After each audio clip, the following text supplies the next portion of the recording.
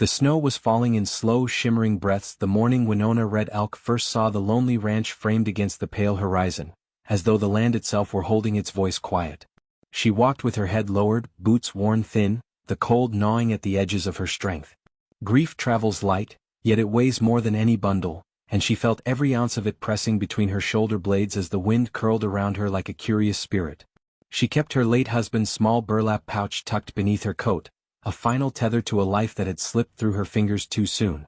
Still, even as she walked, she felt a strange tug, as if something unseen was waiting for her just beyond the next drift, stirring a quiet question in her chest.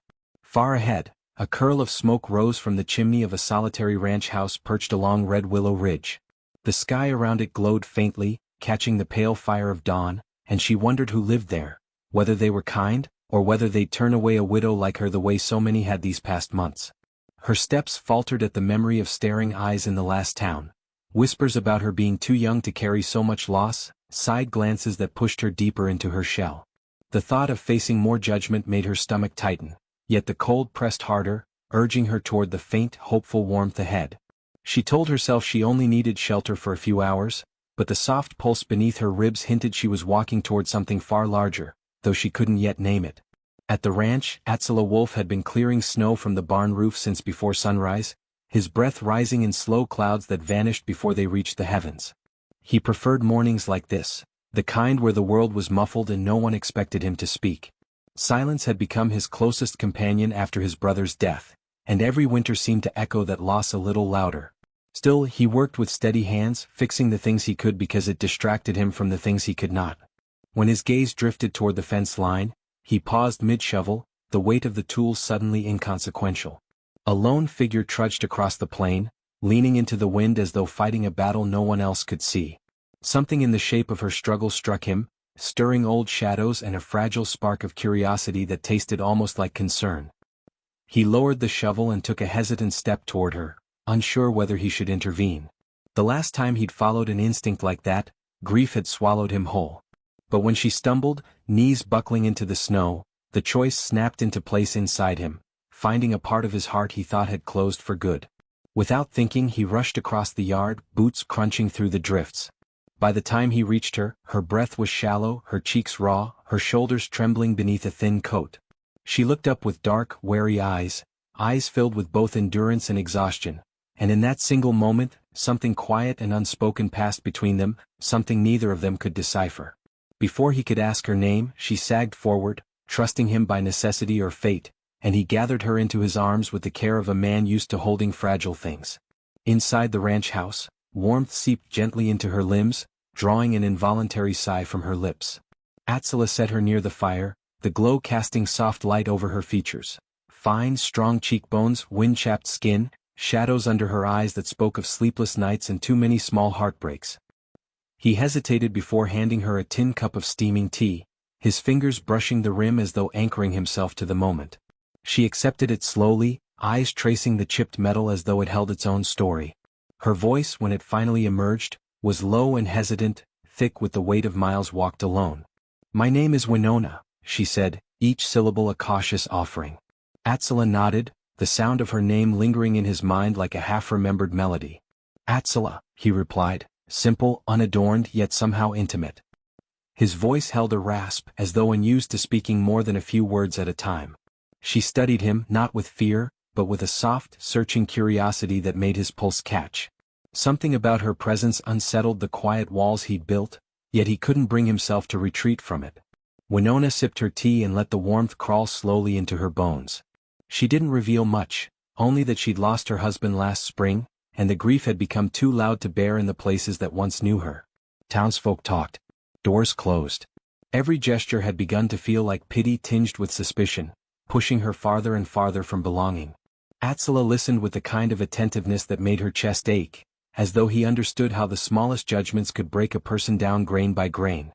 She sensed there were stories he wasn't telling, shadows he kept tucked just behind his eyes, and the quiet mystery of him drew her in more with every passing heartbeat. She wondered why his kindness felt like a fragile promise she wasn't sure she should trust. When morning arrived, Attila hitched his wagon and offered to take her into town so she could look for work or supplies. She hesitated, remembering the stares that had carved into her confidence, but she nodded, reminding herself she could endure anything for a few moments if it meant building a path forward. The snow had softened into a thin, sparkling blanket, and cold sunlight stretched across the world like a hopeful arm. Yet when they reached the small cluster of buildings that made up Hazeltine, the familiar prickle of judgment settled on her skin. People paused mid-step to look at her, some curious, others openly critical, murmuring about the young widow who had arrived with the reclusive wolf rancher. The sting of it tightened her throat and she instinctively stepped back, but Atsala moved subtly forward, placing himself between her and the harshest gazes. He didn't touch her. He simply shifted, blocking the wind and the weight of their scrutiny. It was such a small gesture, so restrained, so quietly protective, that it softened something brittle inside her. She wondered why this man, who barely spoke, could offer such instinctive gentleness without asking anything in return, yet the question lingered in her mind long after they returned to the wagon. Back at the ranch, the hours unfolded like a reprieve from the world.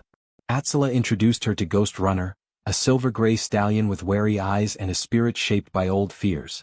Winona approached slowly, her breath steady, her hand outstretched but patient.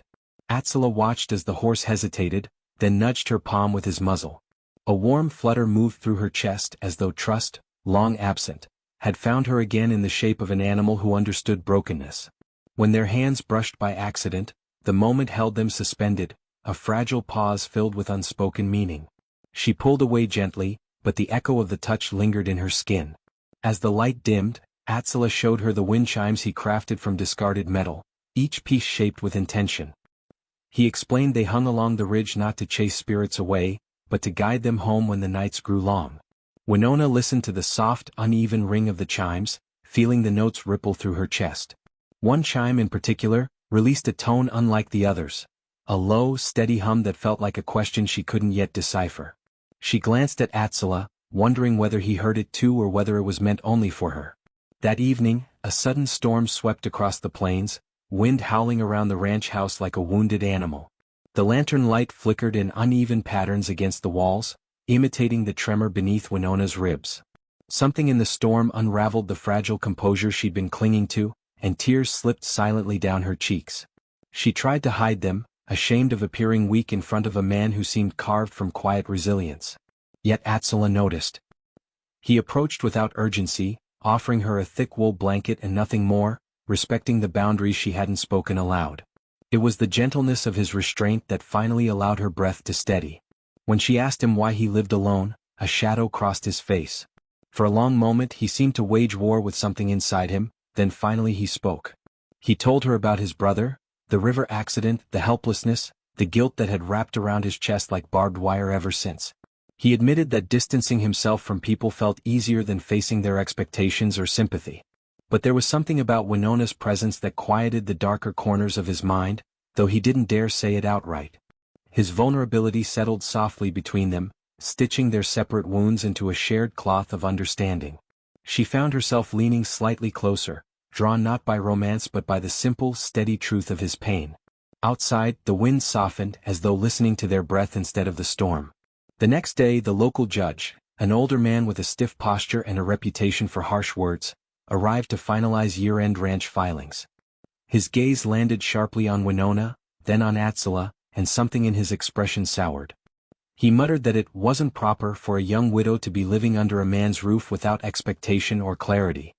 His words carried a sting that reopened every old wound Winona had tried so hard to cauterize.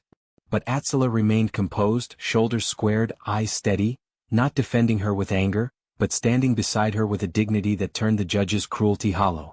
Winona realized in that moment that she could not withstand the town's suspicions forever. She also realized that something inside her had softened toward Atsala, something tender, unexpected, and deeply human. He seemed to feel it too because when the judge prepared to leave, Atsala turned to her with a tremor in his voice, offering not a confession but a choice. He asked whether she would consider making a life with him, not out of obligation but out of mutual need and the fragile, growing trust between them. His hand didn't reach for her, it waited, suspended in hope rather than demand. She took it. The wedding happened beneath gentle snowfall between the barn and a cedar that had weathered decades of storms. The judge, somewhat chastened, performed the ceremony with more humility than she expected. Winona felt her heart settle as Atsala spoke the simple vows, his voice quiet but filled with reverence. When he leaned close, whispering, "I'm here to hold you," the words didn't feel like a promise of possession, but a recognition of two souls choosing to stand together against winter. And when they stepped back, the world felt strangely new, as though the snow itself had blessed the fragile beginning forming between them. As you read this now, maybe you'll remember that love does not always enter loudly, it often arrives in storms, in silence, in tired hearts learning to hope again. Sometimes the person meant to steady you is the one you meet while searching for shelter, both of you carrying stories you're afraid to tell. And perhaps, beyond the edge of your own winter, someone is already walking toward you, ready to offer the quiet kind of grace that changes everything, if you're willing to open your hands and let it.